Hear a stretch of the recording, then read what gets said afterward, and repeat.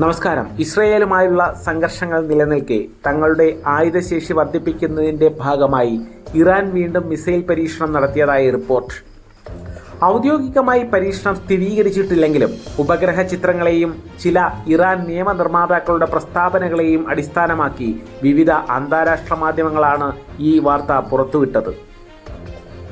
പരീക്ഷിച്ചത് ഏതുതരം മിസൈലാണെന്നോ അതിന്റെ കൃത്യമായ വിവരങ്ങളോ ഇറാൻ പുറത്തുവിട്ടിട്ടില്ല. എങ്കിലും ഒരു ഇന്റർകോണ്ടിനെന്റൽ ബാലിസ്റ്റിക് മിസൈലിന്റെ സാധ്യതയുള്ള പരീക്ഷണമാകാമെന്ന ഊഹാപോഹങ്ങൾ ഉയർന്നിട്ടുണ്ട്.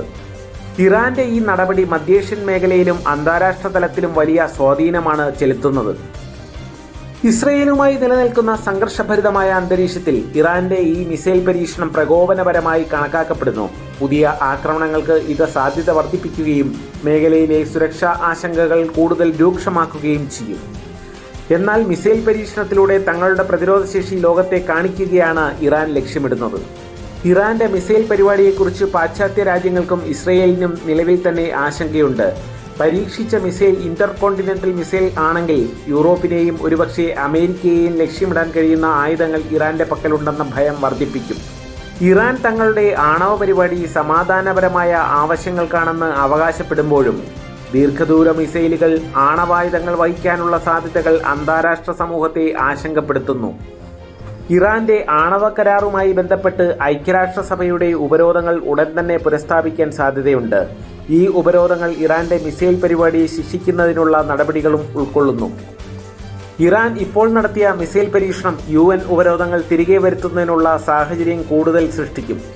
അമേരിക്ക, യൂറോപ്യൻ യൂണിയൻ, ബ്രിട്ടൻ തുടങ്ങിയ രാജ്യങ്ങൾ ഇറാന്റെ നടപടിയെ അപലപിച്ചു.